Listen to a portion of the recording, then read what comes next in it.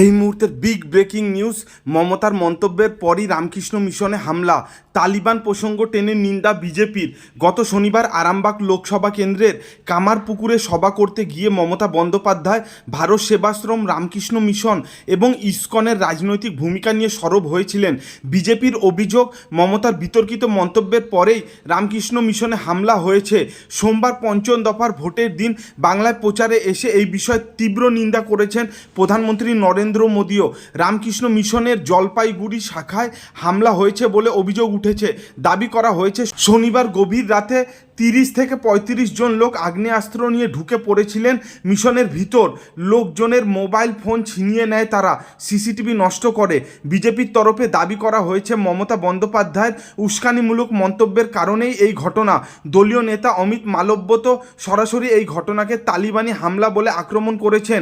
Social মিডিয়ায় BJP নেতা লেখেন, এটাই হয়তো বাংলার সবথেকে নিকৃষ্টতম কাজ করলেন মমতা বন্দ্যোপাধ্যায়। তিনি রামকৃষ্ণ মিশন, ভারত সেবাশ্রম সংঘ ও ইসকনকে খোলা মঞ্চ থেকে হুমকি দেওয়ার পরে দুষ্কৃতীরা বন্দুক ছুরি নিয়ে রামকৃষ্ণ মিশনের আশ্রমে প্রবেশ করেছিল। তারা সাধুদের উপর হামলা চালায়। এটা তালিবানি জামানার থেকে কিছু কম নয়। শিলিগুড়ির সেবক রোডের 4 মাইলে প্রায় 2 একর জমির উপরে রয়েছে এই মঠ। সেবক হাউস নামেই এর পরিচিতি। এটি জলপাইগুড়ি রামকৃষ্ণ মিশনের অধীন।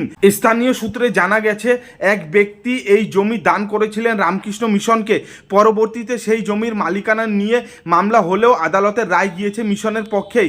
সম্প্রতি এখানে একটি স্কুল তৈরির পরিকল্পনা করেছে মিশন, কিন্তু কয়েক কোটি টাকা দামের ওই জমি দখলের জন্য মরিয়া হয়ে উঠেছে এলাকার জমি মাফিয়ারা।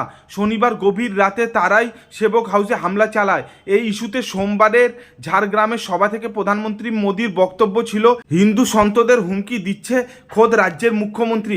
এর ফলেই তৃণমূলের গুন্ডাদের সাহস বেড়ে গিয়েছে। মোদীর কথায় রামকৃষ্ণ মিশন, ইসকন, ভারত সেবাশ্রম সংঘ বাংলার আধ্যাত্মিক পরিচয়।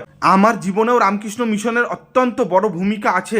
বাংলায় রামকৃষ্ণ মিশনকে এইভাবে হুমকি দেওয়া হবে ভাবতে পারে না দেশবাসী। মমতা বন্দ্যোপাধ্যায় যে অভিযোগ করেছিলেন তার নৎসা করে দিয়েছেন কার্তিক মহারাজও।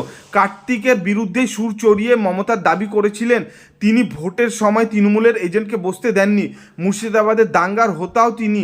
তবে কার্তিকের দাবি, তিনি কোনো রাজনৈতিক দলের তাবেদারি করেন না। এমন অভিযোগ করার আগে প্রমাণ দিতে হবে। এই ইস্যুতে মমতা বন্দ্যোপাধ্যায়কে ক্ষমা চাইতেও বলেছেন তিনি, নইলে আইনি পথে যাবেন বলে হুঁশিয়ারি দিয়েছেন।